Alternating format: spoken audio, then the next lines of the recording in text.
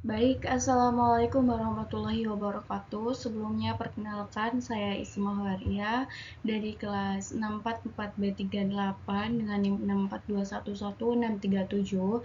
Pada kesempatan kali ini saya akan membahas mengenai tentang strategi proses, di mana seperti sebelumnya yang telah saya bahas akan membagikan bagian dari part 1, part 2, kemudian part akhir yaitu part 3.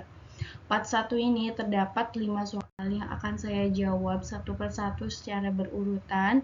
Nomor 1 adalah tahapan-tahapan atau urutan-urutan kegiatan yang tidak boleh dilangkahi, itu disebut dengan proses. Nah, yang nomor 2 adalah di bawah ini yang merupakan definisi dari proses transformasi adalah A. Tahapan-tahapan dalam kegiatan perubahan untuk menciptakan nilai tambah. Nomor 3 adalah teknologi komputer yang digunakan untuk merancang produk lengkap dengan spesifikasi yang dikehendakinya disebut yaitu A. CAD. Yang nomor 4, proses produksi yang berorientasi pada produk yang menggunakan modul disebut dengan A. Fokus berulang. Nomor terakhir yaitu nomor 5, yang dimaksud dengan teknologi tradisional adalah A. Pengolahan produksi yang dilakukan dengan menggunakan tangan ataupun handmade yang lebih dominan, sedangkan peralatan yang digunakannya sangat sederhana. Kita masuk ke kita akan menganalisis beberapa strategi proses. Dari yang pertama adalah Samsung Mobile. Nah, Samsung Mobile ini mengadopsi strategi proses manufaktur yang berfokus pada efisiensi dan inovasinya. Mereka menggunakan pendekatan manufaktur massal untuk memproduksi telepon seluler mereka dengan menggunakan jumlah yang besar. Mereka juga memiliki pusat produksi yang terintegrasi dengan teknologi canggih untuk mengoptimalkan produksi dan kualitas produk. Selain itu, Samsung Mobile juga memiliki siklus pengembangan produk yang cepat, memungkinkan mereka untuk meluncurkan inovasi baru dengan cepat ke pasar. Nomor 2, kita analisis tentang Honda Motor. Nah, Honda Motor ini yang dikenal sebagai just in time atau JIT, yaitu pendekatan yang bertujuan untuk mengurangi persediaan dan meminimalkan waktu produksi dengan memproduksi hanya saat permintaan pelanggannya itu ada. Jadi ketika permintaan pelanggannya tidak ada, maka tidak ada juga proses produksi Honda Motor ini. Kemudian Honda Motor juga fokus pada efisiensi produksi dengan mengimplementasikan teknologi otomatisasi dan aliran produksi yang lancar. Mereka juga memiliki kebijakan yang kuat dalam meningkatkan kualitas dan memastikan keselamatan proses produksinya. Ketiga adalah Acer. Acer ini merupakan perusahaan teknologi yang mengadopsi strategi proses manufaktur yang fleksibel dan responsif. Mereka menggunakan pendekatan manufaktur yang memungkinkan mereka untuk mengubah produksi dengan cepat sesuai dengan permintaan pasarnya. Acer juga memiliki jaringan pemasok global yang kuat dan hubungan kerja yang erat dengan mitra bisnis untuk memastikan pasokan bahan baku yang efisien. Nah, selain itu, mereka juga fokus pada inovasi produk dan pengembangan teknologi baru. Nah, setelah kita menganalisis beberapa pabrik elektronik ataupun merek elektronik ya, kita akan menganalisis ke industri makanan, di mana pabrik tempe ini memungkinkan untuk menerapkan strategi proses manufaktur yang berpusatnya itu pada kualitas dan kebersihan. Mereka dapat mengikuti proses produksi yang terstandarisasi dan terkontrol secara ketat untuk memastikan kebersihan dan keamanan pangannya. Selain itu, mereka juga dapat menggunakan teknologi dan peralatan modern untuk meningkatkan efisiensi produksi dan kualitas produk tempenya.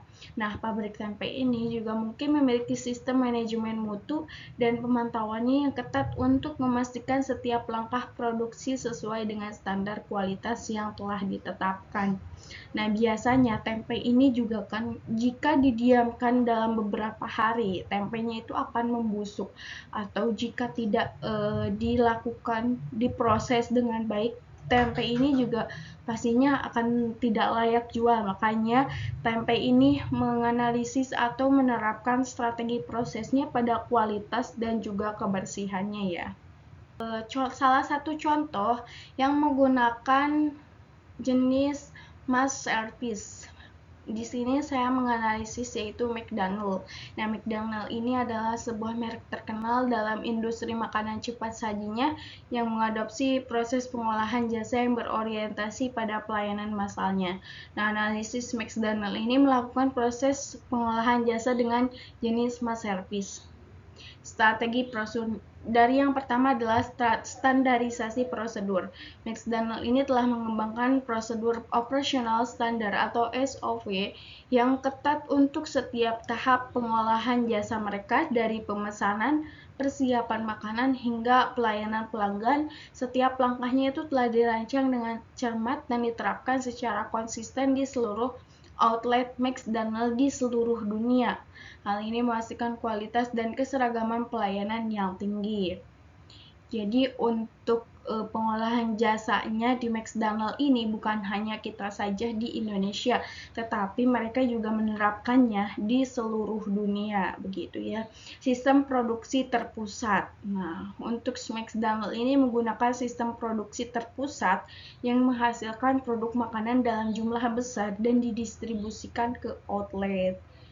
Nah, seperti itu ya. Jadi, sistem produksi terpusatnya itu mereka menghasilkan produk makanannya itu langsung dalam jumlah besar.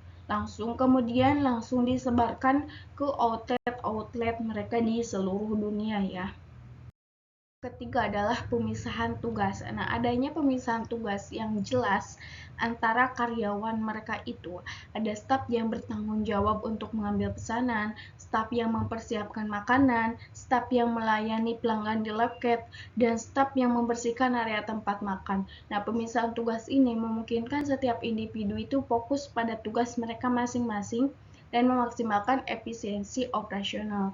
Nah, jika pemisahan tugas ini tidak dilakukan di McDonald, memungkinkan pastinya akan lebih keteteran intinya, dan juga enggak berjalan secara kondusif. Jadi misalkan satu orang merangkap dalam beberapa tugas, itu memungkinkan petugasnya juga malah makin bingung, kebanyakan tugas, enggak efisiensi juga, enggak produktif, enggak tertata dengan rapih.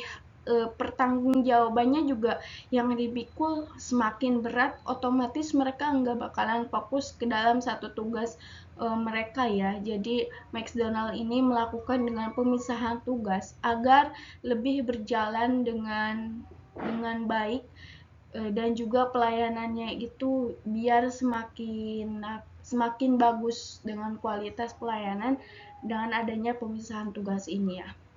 Keempat adalah pelatihan dan retailisasi. Nah, McDonald ini memberikan pelatihan yang komprehensif kepada karyawan mereka untuk memastikan mereka memahami SOP. Nah, sebelum karyawan ini terjun untuk ditugaskan kepada pelayanannya, mereka juga diberi pelatihan yang komprehensif juga oleh McDonald ini, biar memastikan mereka itu benar-benar paham akan SOP dan berjalan sesuai dengan harapannya ya. Biar lebih dikatakan menjadi sebuah karyawan yang profesional juga, yang baik dan bagus, dan memiliki keterampilan yang diperlukan dalam melayani pelanggan. Ini juga tentunya sangat-sangat dipentingkan ya, makanya adanya pelatihan komprehensif kepada karyawan. Mereka juga melakukan retailisasi, yaitu membagi tugas menjadi tugas-tugas yang sederhana dan repetitif sehingga memudahkan pelaksanaan dan mempercepat proses pelayanannya. Kelima adalah penggunaan teknologi, di mana McDonald ini sudah menggunakan teknologi dalam proses pengolahan jasa mereka. Misalnya mereka memiliki sistem pemesanan mandiri atau self-order kiosk yang memungkinkan pelanggan untuk memesan makanan mereka sendiri secara elektronik. Nah, adanya self-order ini juga dapat mengefisiensikan pengantrian pemesanan ini, dan juga mereka tidak perlu misalkan banyak tanya ya. Jadi ini kan lebih efisiensi waktu juga ya. Mereka juga bisa melihat-lihat atau memesan makanannya sendiri secara elektronik. Mereka juga menggunakan sistem penerimaan pesanan terkomputerisasi atau order display system yang mengirimkan pesanan ke dapur dengan cepat dan akurat. Jadi gak perlu kayak teriak-teriak ada pesanan ini atau apa gitu kan. Jadi udah otomatisasi, terkomputerisasi langsung dari apa yang kita pesan itu langsung masuk dikirimkan ke dapur yang dapat diproses dengan cepat dan juga akurat. Nah, melalui strategi proses yang diadopsi ini, McDonald dapat memberikan pelayanannya yaitu cepat, konsisten, dan efisien kepada pelanggan mereka di seluruh dunia, menjadikan mereka salah satu contoh dalam pengolahan jasa dengan jenis mass service ya. Nah, kita ke bagian part 3, yaitu kita akan menjelaskan dimulai dari pengertian strategi proses. Strategi proses ini merupakan suatu rencana atau cara untuk mencapai tujuan dalam hal produksi dan manufaktur. Yang kedua adalah menggunakan strategi proses dapat memperbaiki efisiensi dan efektivitas dalam suatu proses produksi. Dan ketiga adalah penting untuk mengenal strategi proses. Meski organisasi memiliki tujuan yang sama, cara mencapainya itu bisa berbeda. Dan strategi proses terdiri dari banyak elemen dan juga dapat disesuaikan. Kemudian eksekusi perbaikan proses, yaitu dimulai dari membuat rencana perbaikan proses, mengimplementasikan perbaikan, kemudian memonitoring hasil perbaikan, dan menyusun laporan hasil perbaikan. Eksekusi perbaikan proses ini seperti kita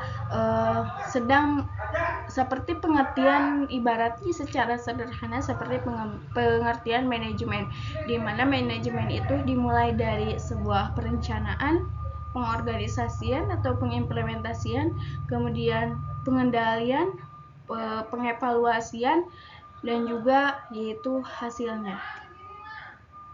Identifikasi masalah. Nah, yang di sini adalah menentukan masalah dalam proses bisnis, mencari penyebab masalah tersebut, mengukur dampak masalah terhadap produktivitas, dan membuat laporan analisis masalah. Optimalisasi proses. Nah, untuk mengoptimalkan proses ini, yang pertama yaitu mengidentifikasi potensi efisiensi pada proses bisnis. Yang kedua, membuat rencana optimalisasi. Yang ketiga, mengimplementasikan optimalisasi. Dan yang terakhir adalah mengevaluasi hasil optimalisasi. Nah, di sini juga ada jenis-jenis strategi proses ya.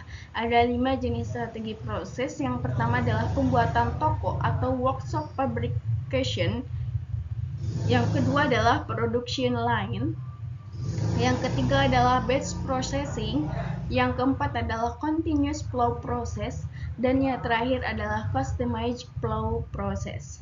Manajemen kualitas dalam strategi proses. Penting untuk mengukur kualitas pada setiap tahapan dalam sebuah proses produksi ini. Kualitas dari produk ditentukan oleh suatu metrik di mana kriteria yang bisa dibandingkan. Pencegahan kualitas produk adalah strategi kualitas dari produk yang ditentukan oleh suatu metrik di mana kriteria yang bisa dibandingkan. Kemudian pencegahan kualitas produk adalah strategi yang dibuat untuk mencegah terjadinya cacat sebelum terjadi. Nah, yang terakhir adalah penting untuk mendengarkan dari pelanggan dan menerima feedback dan informasi untuk meningkatkan kualitas produk. Nah, seperti biasa suka ada jika terjadi keluhan atau ada saran, tolong hubungi di sini gitu kan. Nah, ini adalah pentingnya untuk mendengarkan karena kepuasan pelanggan adalah prioritas perusahaan. Jadi di mana jika ingin produknya itu laris manis gitu kan, harus sesuai dengan apa yang pelanggan harapkan dan apa yang pelanggan inginkan. Kemudian manufaktur terpadu atau integrated manufacturing.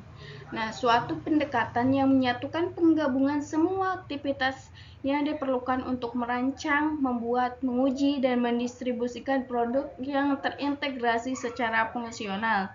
Yang kedua adalah manufaktur terpadu mencakup semua aspek proses manufaktur, Yang ketiga adalah memiliki potensi untuk efisiensi yang lebih besar dalam produksi dan koordinasi produksi.